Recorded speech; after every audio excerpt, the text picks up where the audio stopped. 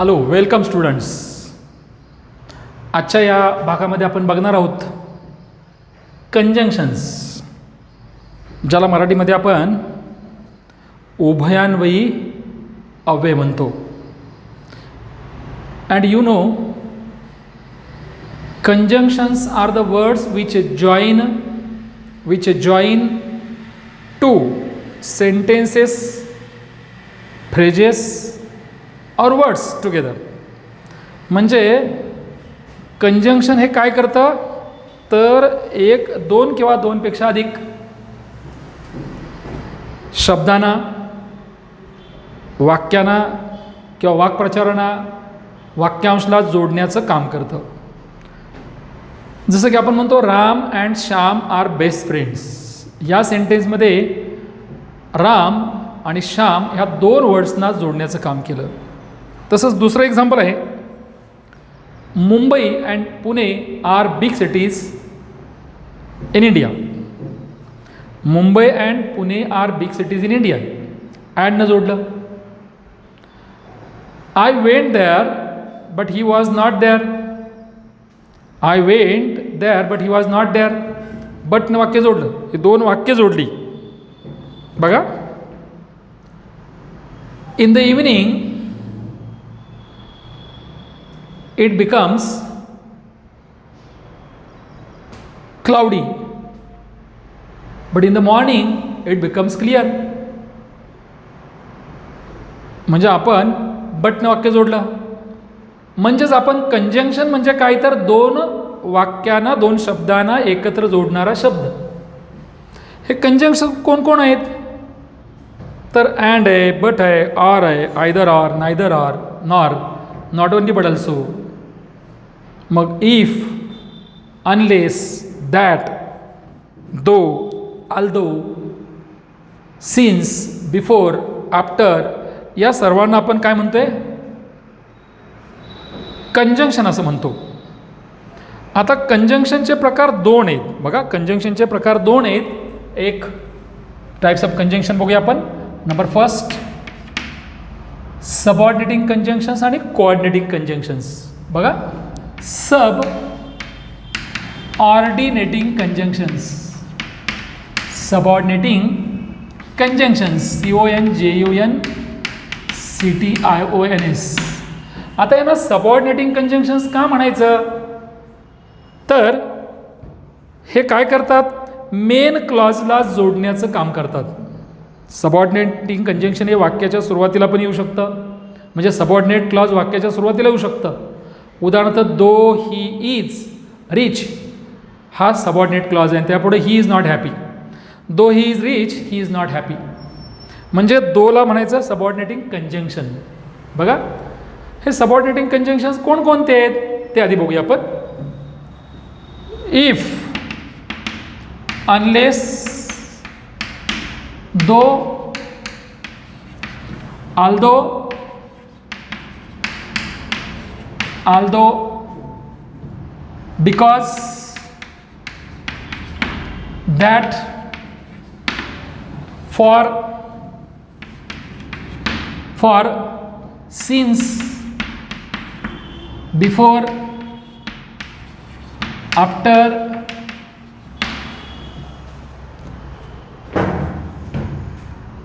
even though, even if यासारखे काय आहेत सबऑर्डिनेटिंग कंजंक्शनची उदाहरणे.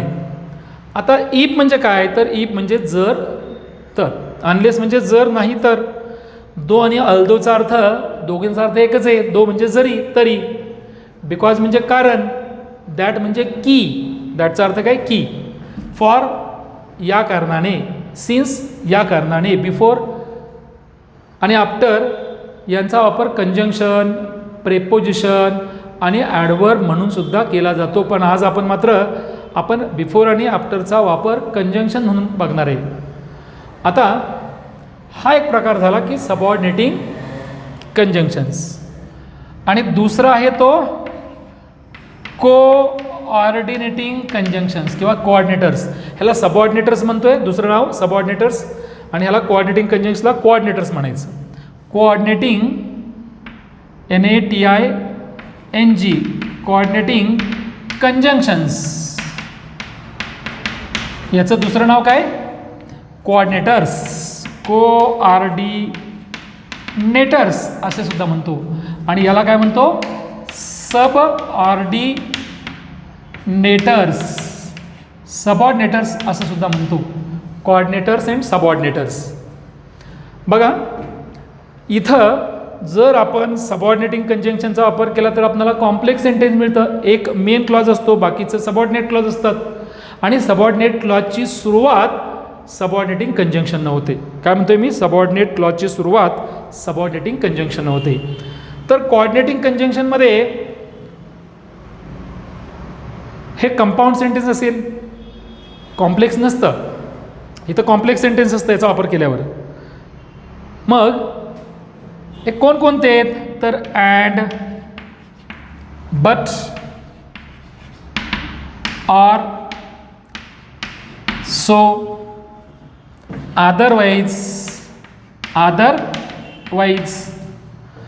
त्याचप्रमाणे को रिलेटिव्ह म्हणतो आपण. को रिलेटिव्ह परस्पर संबंध म्हणजे एक जसं की एकत्र जोडून येणारे बघूया आपण. जसं की neither, NEITHR, neither dot dot nor. म्हणजे नायदरच्या पुढं नॉर्स येतं. इदर, आयदर डॉट डॉट ऑर. आयदरच्या पुढं ऑर्स येईल. नॉट ओनली, बघा नॉट ओनलीच्या पुढे बट ऑल्सोच येईल.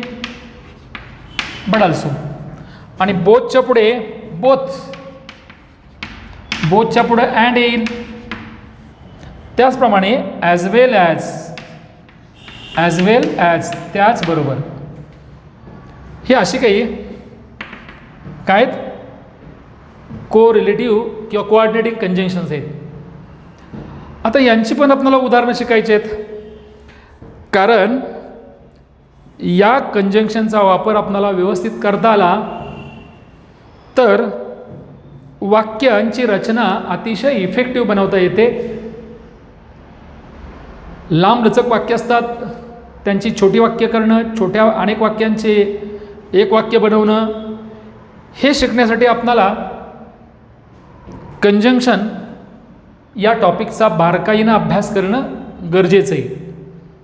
तर आता आपण if, unless, though, although, because, that, for, since, before, after यासारख्या काही कंजंक्शनचा वापर कसा करायचा तो भाग बघूया आपण. बघा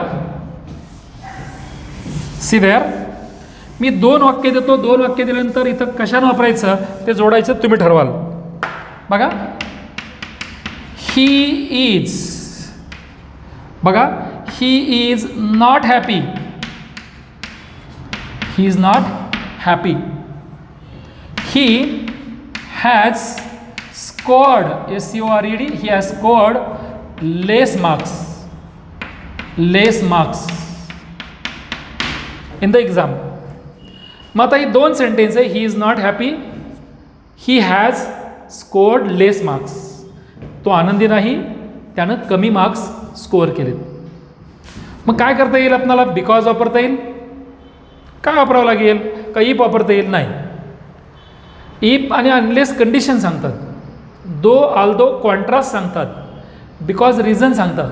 म्हणजे आपल्याला कळलं पाहिजे की हे रिझन काय. बिकॉज, फॉर, सिन्स हे रिझन सांगण्याचं काम करतात. तर बिफोर, आफ्टर, सिन्स हे पण टाईम सांगण्याचं काम करतं. ॲडो clause of time noun clause असतो.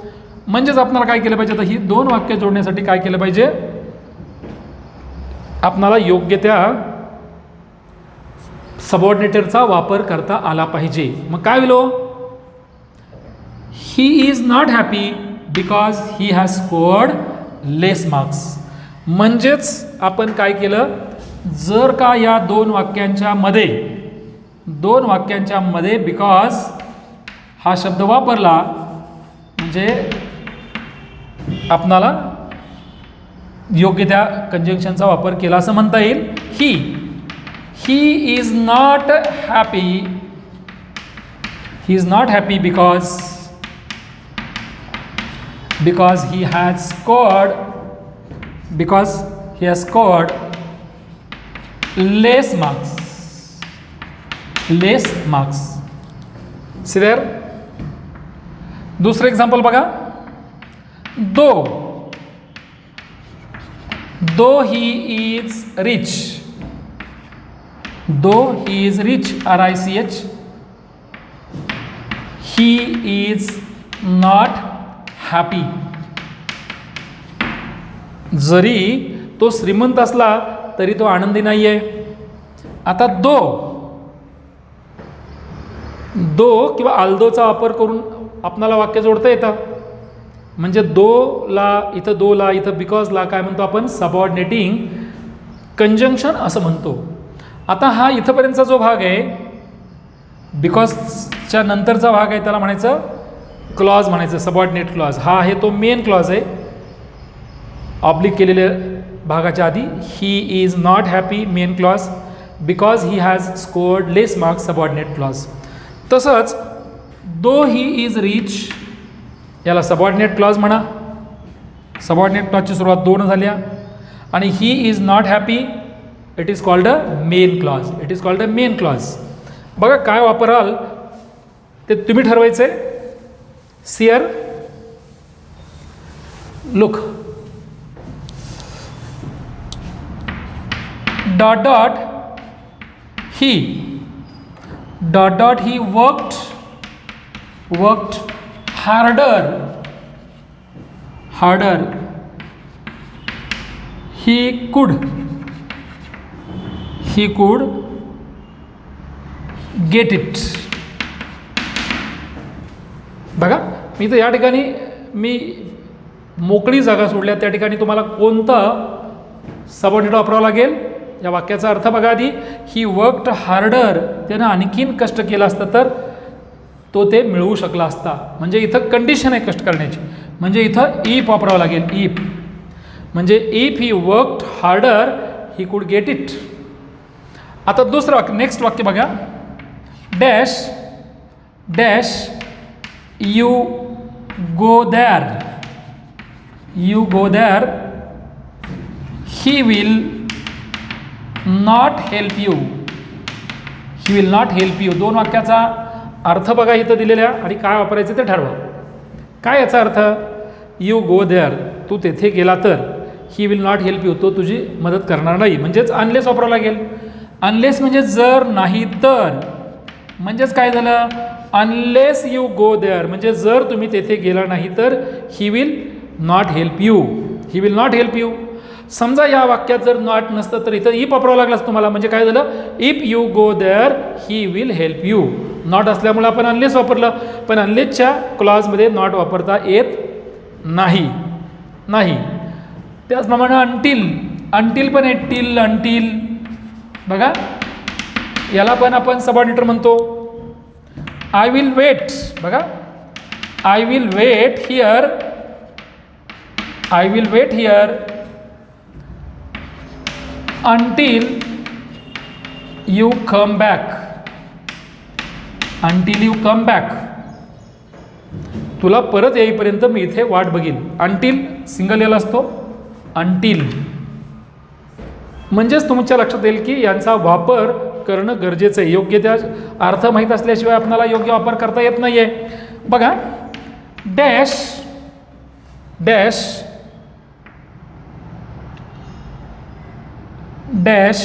ही is poor. He cannot buy costly dresses. काय होणार मग, सिन्स किंवा ॲज. म्हणजे ॲज पण वापरता येईल आपल्याला. Since, as he is poor he cannot buy costly dresses, किंवा since he is poor he cannot buy costly dresses. आता बघा, यानंतर आपण काही पुढची आणखीन काही उदाहरणं बघूया. आपण यांची उदाहरणं तुम्हाला सांगता येणं गरजेचं आहे. आपण बिकॉजचं पाहिलं, इफ पाहिलं, अनलेस पाहिलं, दो, ऑल्दो. त्याचप्रमाणे दॅट बघूया आपण. आय नो, हे पहिलं वाक्य आहे. The earth is round. The earth is round. आता काय येणार इथं, दुसऱ्या कुठल्याही याचा वापर करता येणार नाही, फक्त आपणाला दॅटचा वापर करता येईल. दॅट म्हणजेच दोन वाक्य दॅटनं जोडल्यानंतर बघा, I know that. I know main clause आहे, हा दॅटनं सुरू होणारा तो सबऑर्डिनेट क्लॉज आहे. I know that the earth is round. That the earth is round is called a subordinate clause, आणि याची सुरुवात सबऑर्डिनेटर न दॅट या सबऑर्डिनेटरनं केलेली आहे. बघा, किंवा बघा, he asked me, he asked me where I kept his spectacles. मग आता he ask me main clause आहे, इथं वेअरनं सुरू झाला. वेअर हा क्लॉज आहे सबऑर्डिनेट क्लॉज, तो वेअरनं सुरू झाला, म्हणजे where is called a subordinating conjunction. आता सबऑर्डिनेटिंग कंजंक्शनमध्ये आणखीन काय येईल, डब्ल्यू शब्द येतील. हू, when, where, why, how, which वगैरे वगैरे, है नो. म्हणजे आपणाला याचा अचूक कसा वापर करता येईल हे माहीत असणं गरजेचं आहे. नाव सियर, where there is a will there is a way. Where there is a will there is a way. इच्छा तेथे मार्ग. म्हणजेच आपल्याला कळलं पाहिजे, व्हेअर सबऑर्डिनेटर आहे, this is called a subordinating conjunction. Subordinate clause म्हणायचा, and it is called a there is a way is called a main clause. This is subordinate clause, this is called a main clause. बघा, म्हणजेच तुम्ही जेव्हा सबऑर्डिनेटरचा वापर करता तेव्हा main clause आणि सबऑर्डिनेट क्लॉज हे दोन्ही क्लॉजेस असतात. यानंतर बघा, see next example, this is the house that Jack built. दुसरं वाक्य आहे, this is the house. This is the house that jack JACK built. म्हणजे जॅकनं बांधलेलं ते हेच घर. आता दिस इज द हाऊस याला म्हणायचं मेन क्लॉज. मेन क्लॉज मुख्य क्लॉज आहे, आणि हा सबऑर्डिनेट क्लॉज आहे, दॅटनं सुरू झाला. That is called a subordinate clause. Subordinate clause, main clause and subordinate clause. Okay, now see here. तर तुम्ही अशा काही उदाहरणाद्वारे आणखीन आपल्याला काही उदाहरणं घेता येतील. I want to know why she is crying, not why she is crying. बघा चूक काय असेल बघा. आय वॉन्ट टू नो, मला जाणून घ्यायचं आहे. I want to know why is she नाही, why she is crying. So why she is crying, why is called a subordinator here. It is subordinating clause, it is main clause. मग no one, listen, no one can tail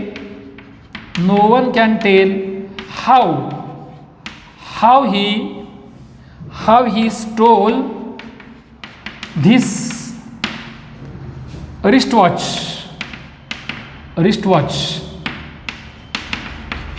बघा, त्यानं हे घड्याळ कसं चोरलं हे कोणी सांगू शकत नाहीये. No one can tell is called a main clause, and how he stole this wristwatch is called a subordinate clause. This is called a subordinate clause. Okay, now see here then, how, who, why वगैरे. माणूस असेल तर आपण who वापरू. उदाहरणार्थ काय, this is the man who helped me. काय म्हणते कळतं, this is the man who helped me. This is the man. हा मॅन आहे मग आपण हू वापरलं. हू का वापरलं तर मॅनसाठी आलं. This is the man who helped me. Who helped me. पण आपण म्हटलं तर बघा, this is the pen. This is the pen. That किंवा विच वापरू शकतो आपण. Which I got. Which I got in that room. In that room. म्हणजेच विच हा पेनबद्दल आहे म्हणून आपण विच वापरलं. Which is called a subordinating here. Subordinating conjunction. So before, after, since, all these are like that. कसं घेता येईल आपल्याला before. For example the doctor केम पहिलं वाक्य, किंवा द डॉक्टर रिच्ड देअर दुसरं वाक्य, द पेशंट हॅड डाईड. ही 2 वाक्य आहेत. बघा कोणती 2 वाक्य आहेत. The patient PAITENT. The patient had died. Next वाक्य आहे the doctor arrived. The doctor arrived. मग आता ही 2 वाक्य आपल्याला कशाने जोडायची आहेत. बिफोरनं जोडा. म्हणजेच काय झालं. The patient had died before the doctor arrived. बघा the patient PAITENT. The patient had died before the doctor arrived. डॉक्टरांचं आगमन होण्या अगोदरच पेशंट गेलेलं होतं. बघा म्हणजे मेलेलं होतं. The patient had died past perfect tense. इकडं simple past tense. The doctor arrived. Before is called a subordinating conjunction. It is called a subordinating clause. Before the doctors arrived ह्याला सबऑर्डिनेटिंग क्लॉज म्हणायचं. याला main clause म्हणायचं. So it is all about your main clause and subordinate clause. That is subordinating conjunctions. तर तुम्ही या प्रकारच्या वाक्यांचा भरपूर सराव करा आणि कंजंक्शन हा टॉपिक चांगल्या प्रकारे समजून घ्या.